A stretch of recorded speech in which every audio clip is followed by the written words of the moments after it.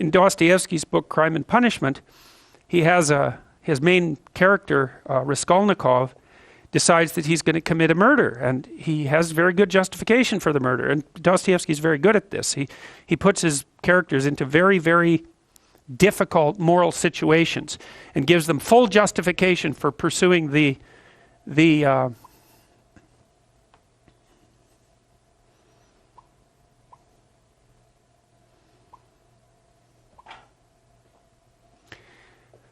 pursuing the pathway that they're pursuing. And so Raskolnikov, he's broke and starving. He wants to go to law school. His sister's about to prostitute herself, roughly speaking, by marrying a guy that hates her, that she hates, and he has contempt for her, at least acts in that manner. He's trying to rescue his mother as well, who's also in dire financial straits. He goes to a pawnbroker to pawn his meager possession so that he can continue to scrape by. And she has this niece, I believe it's her niece, that's not very bright, who she basically treats as a slave and is horrible to. And so the pawnbroker has this money. Raskolnikov is in dire need. He thinks, look, I'll just kill her, because why the hell not? I'll take her money. She's not doing any good with it anyways. I'll free her niece, who's just lurking as a slave. She's got all these other people tangled up in her pawnbroker schemes. All that'll happen is the world will be a better place. And the only thing that's holding me back is conventional moral cowardice. And, Dostoyevsky has his character in Crime and Punishment go through days, hours and days and weeks of intense imagination about this, rationalization about this, trying to justify himself, placing himself outside the law so that he can perpetrate this act, and telling himself with all the best nihilistic arguments that the only possible thing that could be holding him back is an arbitrary sense of indoctrinated morality. And so Dostoyevsky explores that. He does commit the murder, and then of course all hell breaks loose because things don't necessarily turn out the way that you want. He gets away with it, however. Well, he gets away with it technically because no one knows he did it. But he doesn't get away with it in relationship to his own conscience. And so the rest of the book explores that. Well, Dostoyevsky, I believe it was in Crime and Punishment, although he makes the same point in many of his books, he makes a very fundamental point. And this is the kind of point that I think that people who haven't investigated these matters down this particular literary and philosophical pathway never grapple with. Dostoyevsky said straightforwardly, if there's no God, so if there's no higher value, let's say, if there's no transcendent value, then you can do whatever you want. And that's the question that he's investigating. And you see, this is why I have such frustration, say, with people like Sam Harris, the sort of radical atheists, because they seem to think that once human beings abandon their grounding in the transcendent, that the plausible way forward is with a kind of purist rationality that automatically attributes to other people equivalent value. It's like, I just don't understand that. They believe that that's the rational pathway. What the hell is irrational about me getting exactly what I want from every one of you whenever I want it at every possible second? Why is that irrational? And how possibly is that more irrational than us cooperating so we can both have a good time of it? I don't understand that. I mean, it's as if the psychopathic tendency is irrational. There's nothing irrational about it. It's pure naked self-interest. How is that irrational? I don't understand that. Where's the pathway from rationality to an egalitarian virtue? Why the hell not every man for himself and the devil take the hindmost? It's a perfectly coherent philosophy.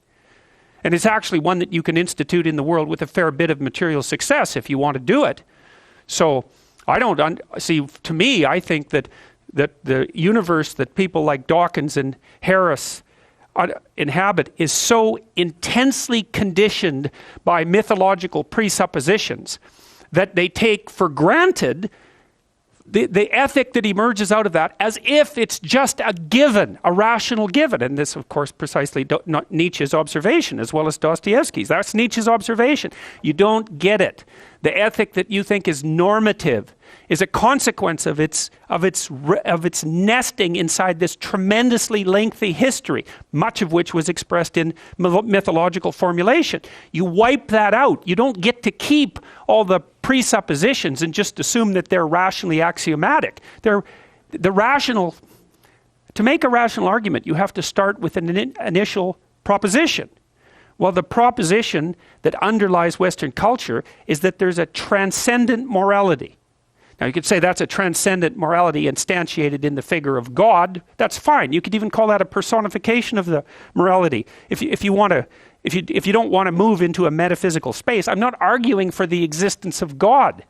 I'm arguing that the ethic that drives our culture is predicated on the idea of God, and that you can't just take that idea away and expect the thing to remain intact midair without any foundational support. Now, you don't have to buy that, but if you're interested in the idea, then you can read Nietzsche, because that's what he was trying to sort out. And it wasn't only Nietzsche who came to that conclusion. It was many people have come to that conclusion, but I think the two who've outlined it most spectacularly were Nietzsche and Dostoyevsky. And Nietzsche is an unbelievably influential philosopher. You know, I don't think there was anyone that was more influential during the entire course of the 20th century, excepting a very, very tiny handful of other people, excepting the scientists. We won't bother with their discussion. You could put Marx in that category. You could put Freud in that category partly. But after that, the list starts to get a lot thinner, you know. So maybe there's 10 people up in that level. And Dostoyevsky, of course, I mean, if anybody ever prepares a list of the top 10 greatest literary figures in the world, he would be in the top 10 list. You know, I think he's perhaps second to Shakespeare and maybe above Shakespeare in my estimation. So these aren't trivial people we're talking about, and they weren't dealing with trivial issues. Well, so then the question might be, what's at the bottom of the idea of a transcendent value? And I wanted to approach that staying out of the metaphysical domain as much as possible, because you can claim anything you want from a metaphysical perspective, and that's a big problem. And so people will say, well, why come up with the hypothesis of God, for example? God could be anything. There's a satire. The flying spaghetti monster, right, is a classic satirical representation of a deity that the atheist types use to buttress their arguments. And fair enough, you know, as a satirical idea, it's pretty damn funny. But there's things about this that aren't the least bit amusing. And the thing that's not amusing is, well, what, if anything, is our culture predicated on? Okay, so what happened? Well, Nietzsche and Dostoyevsky put forth this set of propositions. And out of Dostoyevsky's line of thinking, to some degree, grew Sολζεντίστιν. Sολζεντίστин documented the absolute horrors of equity-predicated Soviet society, you know, and we don't learn about that, right? This I don't understand, is that what happened in the 20th century on the radical left end of the spectrum is not well documented. Students don't learn about it. Why the hell is that? We learn about World War II. We learn about what happened in the Holocaust, and fair enough, we absolutely should. But nobody knows. It's a mystery to everyone when I talk about what happened in the Soviet Union, and that's absolutely appalling. And that's to say nothing about what happened in China, which was equally horrible.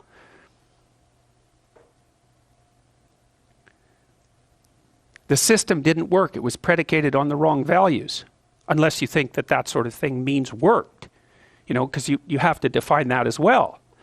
But it collapsed under its own weight after it killed tens of millions of people. That doesn't really, and still, it's not like Russia has recovered. It doesn't seem to me like that's a very good definition of worked. Now, whatever we're doing in the West seems to work for all of its flaws. And the question is, are we just deceiving ourselves? Is it just arbitrary power politics and opinion?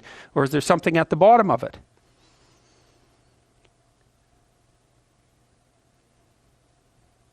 So when Sολζεντίστιν wrote the Gulag Archipelago, he believed that the Russians would have to return to Orthodox Christianity to find their pathway forward. And that's, of course, has made him into a reactionary in the eyes of many of his critics. But that is perhaps what is happening in Russia, although it's very difficult to tell, because Putin also seems to be using his affiliation with the Orthodox Christian Church as a means to consolidate power. So the situation in Russia is unclear, but a religious revival, if that's happening in Russia, and perhaps it isn't, but if it is happening, is something that unfolds over decades and even centuries. So it's not an easy thing to evaluate when it first starts to happen. But Solzhenitsyn drew the same conclusions that Dostoyevsky did fundamentally, not in exactly the same way, but very, very close. He believed, as far as I could tell, that unless people were willing to adhere to some sort of transcendent value, that they had no protection against pathological ideologies and no protection against the murderous impulses that came along with them. And I found his work I found his writing credible, powerful and credible. I don't know how you can read that book and not draw that kind of conclusion. I think people who criticize Solzhenitsyn have never read the damn book, because that book is it's like going into the ring with Muhammad Ali and being pummeled to death for half an hour. You know, you don't recover from it that easily. So then Jung branched off of Nietzsche. And so Nietzsche's idea was that people would have to create their own values, roughly speaking. And I think that's where Nietzsche's is his weakest, because it isn't obvious to me that people can create their own values. And I think he fell into, and I don't want to be a casual critic of Nietzsche, because that's always dangerous, given that he probably had an IQ of 260. You know, I mean, he was way the hell out there in the stratosphere, and just when you think you've understood what he was talking about, you can be bloody well sure that you didn't. But it does seem to me, and he was running out of time. He died young, you know, and he was trying to solve this problem in a rush, I would say.